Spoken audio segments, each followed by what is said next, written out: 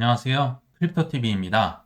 은퇴 후에 막연하게 연금으로 어떻게든 되겠지 싶은 공무원, 교직원, 군인 및 직장인을 위해서 이번 영상을 만들게 됐습니다.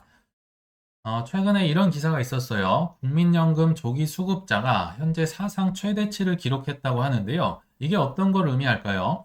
일단 힌트를 드리자면 손해를 보더라도 나 먼저 받고 싶다, 땡겨서 받고 싶다는 얘기인데요. 참고로 1년을 예정보다 먼저 받았다. 6%가 깎입니다. 전체 받을 파이의 6%가 1년마다 깎인다. 5년을 땡겨 받으면 30% 손해를 보더라도 나 일찍 받겠다 하는 사람들이 지금 사상 최대치를 기록하고 있다고 8월 12일자 기사에서 말씀을 하고 있네요. 자, 이게 5월달 데이터긴 하지만 고기연금 수급자가 지금 90만 명을 초과했을 것이다. 계속 늘어나고 있죠. 아마 6월, 7월, 8월 갈수록 더 늘어나고 있지 않을까 개인적으로 생각이 들고요. 이 데이터와 함께 과관인 거는 주요 카드사 카드론 잔액이 함께 나옵니다. 카드론은 거의 갈 때까지 간 거거든요. 다른 데서 신용대출이다 뭐다 안 나오니까 빌리는 건데 그것도 이렇게 폭증세를 6월달 기준으로 기록하고 있다. 이게 뭘 의미하냐면요.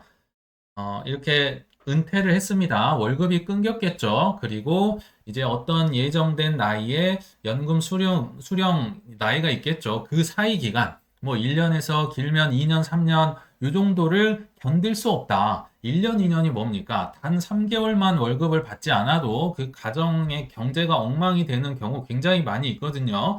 한번 눈을 감고 생각해 보시면 뭐 어떤 일이 벌어질지 예상이 되실 겁니다.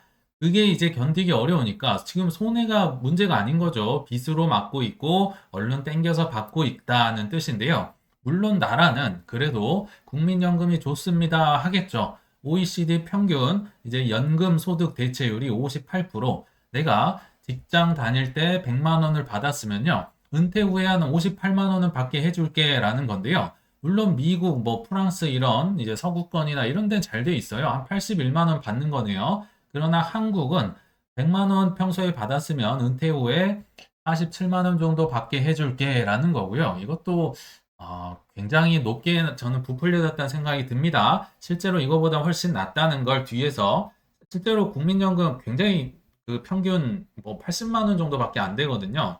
뒤에서 좀 말씀을 드리기로 하고요.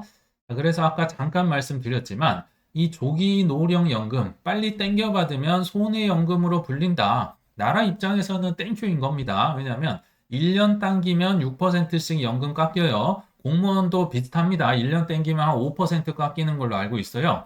5년 일찍 받으면 30% 깎이니까 70%만 받을 텐데 그것도 이제 폭증하고 있다는 얘기인 거죠. 그만큼 참 살기가 팍팍해졌다는 생각이 들고요.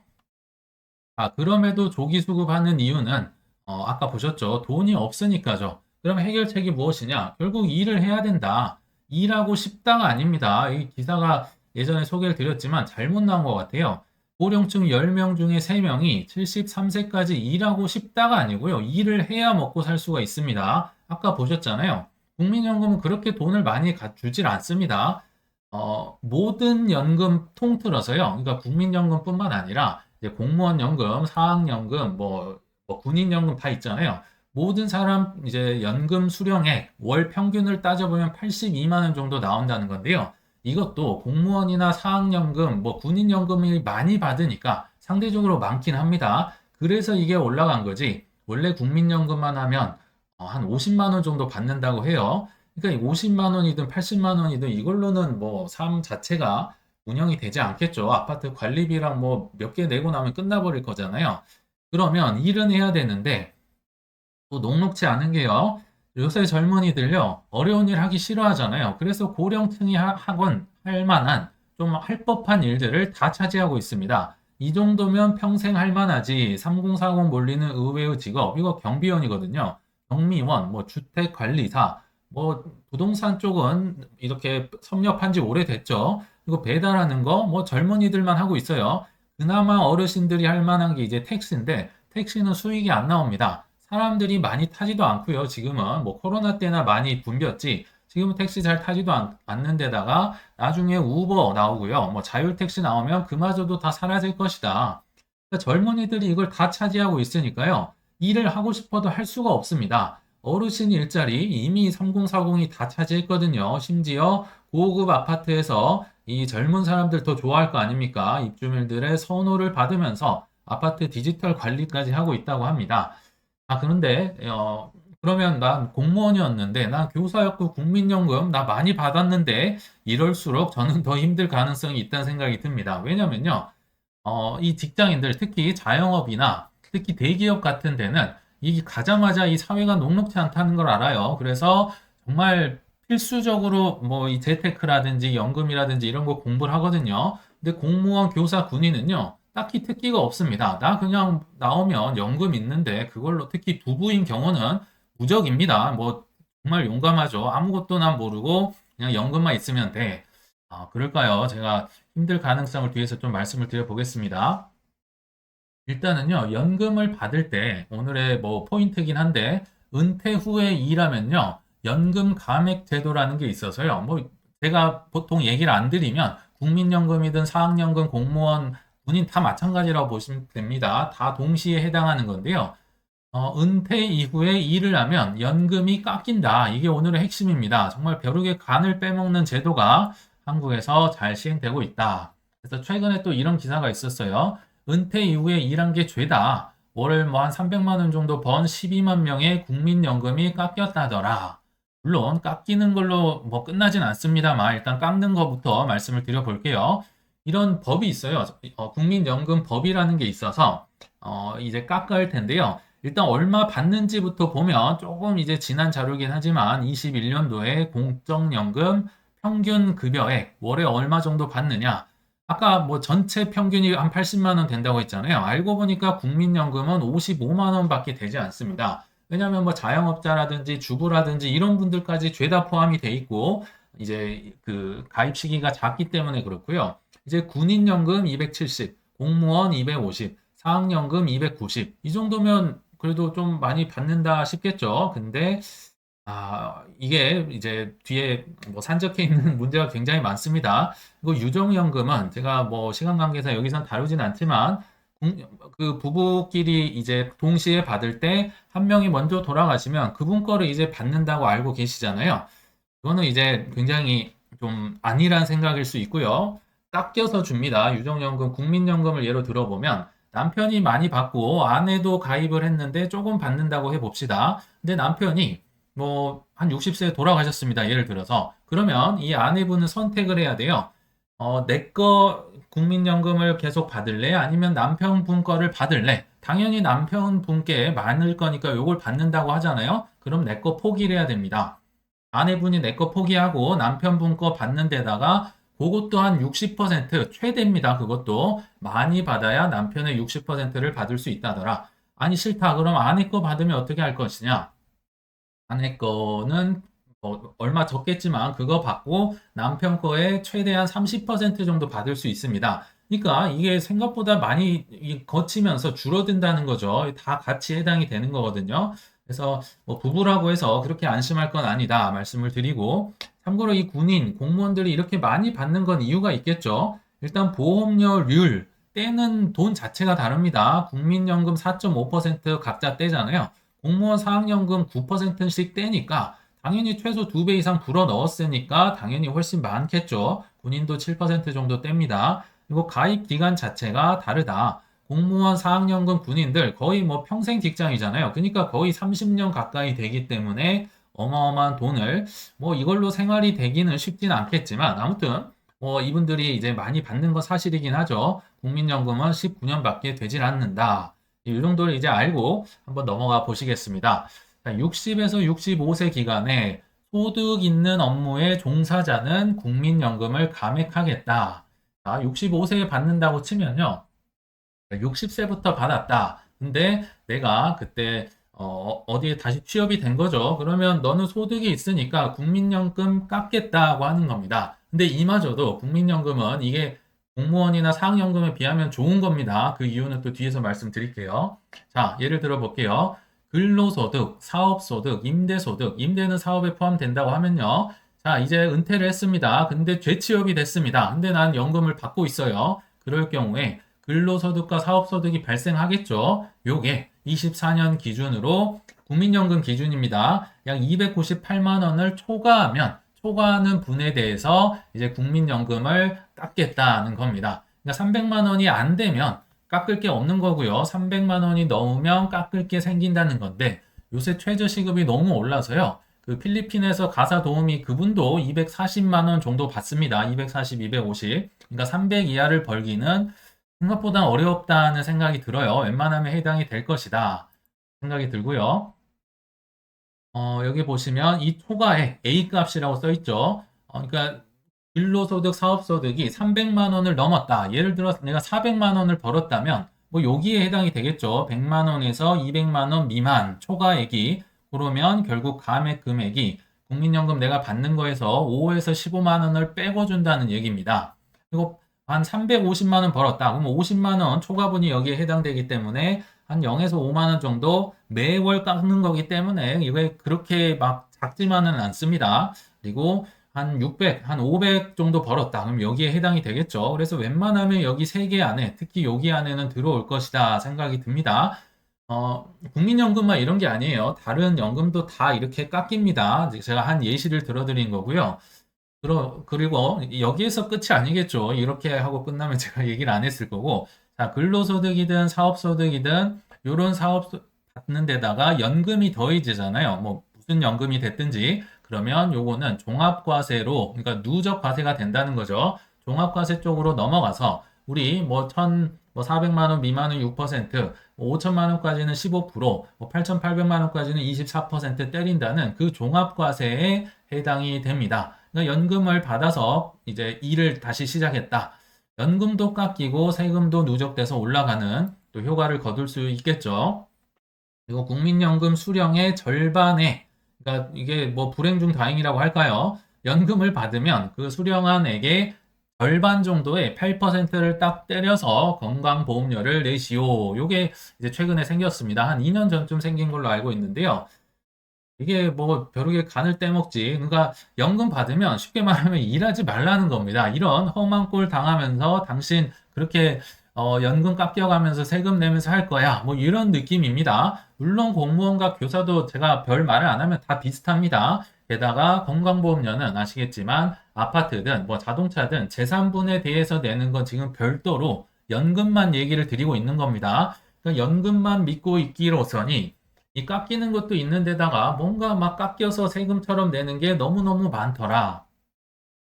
그리고 만약 아까 제가 공무원이나 사학연금, 군인들은 좀 더 안 좋은 게 있다고 말씀드렸죠. 그게 뭐냐면 이제 특히 이분들은 연금을 이제 조기 수령을 할 수 있는데요. 공무원, 교직원, 군인은 연기할 수는 없어요. 그 즉시 받아야 되거든요. 그 즉시 받았는데 예를 들어서 어디 뭐 기관장이 취업을 했다든지 뭐 정관예우 몇 년 해주는 경우 있잖아요. 이렇게 소득이 갑자기 발생했다. 그래도 국민연금은요, 5년까지만 이렇게 감액이 되거든요. 그러나 이분들은 평생 감액이 됩니다. 예를 들어 내가 일을 정말 잘했어요. 노후에 60세에 취업을 해서 한 10년간 열심히 다시 근로소득을 할 수 있었다. 또는 뭐 부동산 있으면 임대소득 이런 거 다 포함입니다. 평생 내 연금은 깎이는 겁니다. 10년 동안 일했으면 10년 깎이는 거고요. 평생 임대소득 있으면 평생 깎인다. 오히려 뭐 더 많이 받는 대신 깎이는 것도 더 많다. 이렇게 생각해 주시면 좋을 것 같습니다.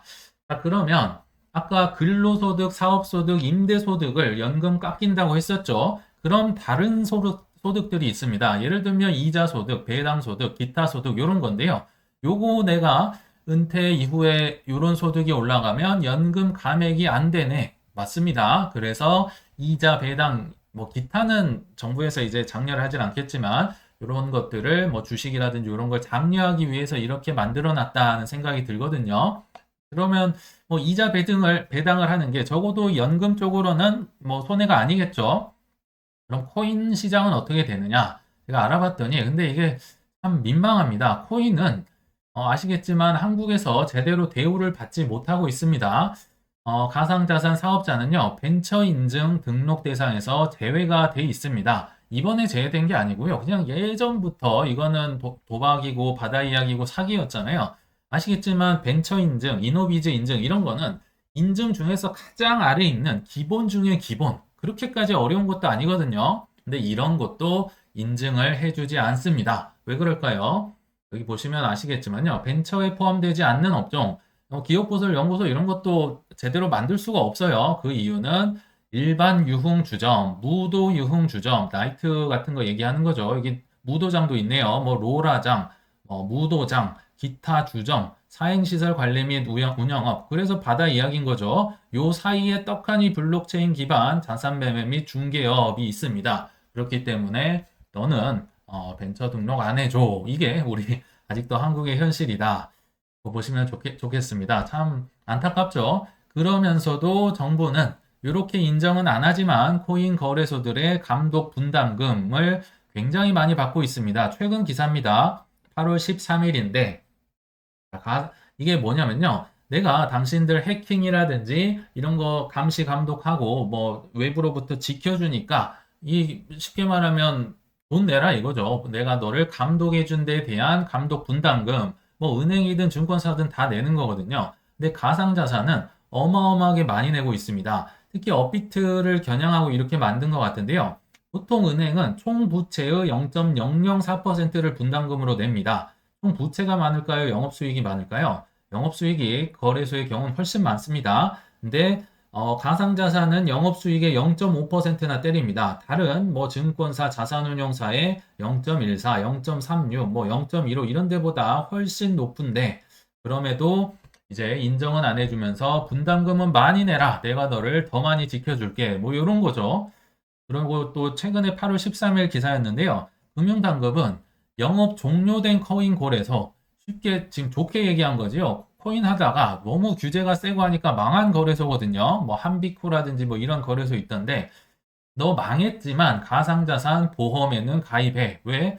너 아직도 망했지만 고객들 거 들고 있잖아. 그거 내가 해킹해서 지켜줄게. 이게 이제 정부의 뉘앙스라고 보시면 되겠습니다. 그러니까 제가 민망하다는 얘기를 좀 쓰긴 했는데 그나마 불행 중에 다행인 게 이게 저는 오히려 낫다고 보거든요. 아직도 코인으로 벌면요, 기타 소득으로 봅니다. 기타 소득이라 함은 예전에 말씀드렸지만, 로또로 번 돈, 경마장 가서 돈 번 거, 바다 이야기, 뭐 갑자기 일회성으로 번 거, 이게 기타 소득인데, 지금 이런 데 해당이 된다. 제도권 자산으로 지금 안 쳐준다는 얘기거든요. 이게 저는 그래서 아직은 불행 중에 다행이다. 차라리 아무것도 하지 말고, 뭐 ETF도 하지 말고 가만히 있으면 좋겠다. 이런 생각마저 드는데요. 자, 그래서 결론을 내려보면요. 이렇게까지 최고의 노후 자산을 위한 자산이 없다. 투자할 만한 자산이 없다.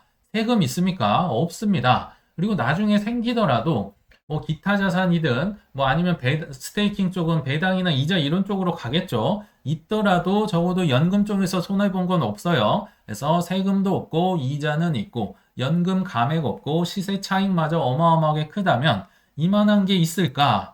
그래서 제가 뭐 1년 전이든 1년 반 전이든 최근이든 계속해서 이더리움, 뭐 솔라나는 뭐 운이 좋은 경우고요. 이더리움을 스테이킹 하자 얘기를 드렸던 것 같아요. 2달 전에도 이더리움 20개 맡겨놓자. 뭐 솔라나 스테이킹은 뭐 대박인 거죠. 그리고 물려도 좋다. 조정 때 크게 매수한 코인 7개월 전 뭐 이더리움입니다. 다시 폭락이 오면 이거 하나만 많이 살 거다. 역시 8개월 전 이것도 이더리움이었고요. 자, 1년도 넘게 전에요. 23년도 여름에도 이더리움 뭐 썸머랠리 올 것이다. 1년 반 전에도 퍼드 중에 포모가 올 정도로 많이 사고 싶은 코인 역시 이더리움이었습니다. 그리고 이제 오전반 형도 이더리움 영상 하나로 끝내기, 이더리움 뭐 희소해질 것 계속 얘기를 드렸었는데요. 이제는 회의론자 나심 탈레브마저 더 이상 안 오를 증거를 찾기도 굉장히 어렵다는 생각이 듭니다. 단 제대로 이해하고 장기 투자하면서 많은 돈을 넣었을 때 한정이겠죠. 대충 공부하고 소액이며 빨리 돈 벌려는 자들에게는 코인만큼 최악의 투자 자산도 없는 것 같습니다. 차라리 그런 분들은 부동산이 훨씬 낫겠다는 생각이 듭니다. 그래서 양날의 검인 만큼 이 자산의 특성을 잘 이해하고 활용하시길 바라면서 이만 물러가겠습니다. 시청 감사합니다.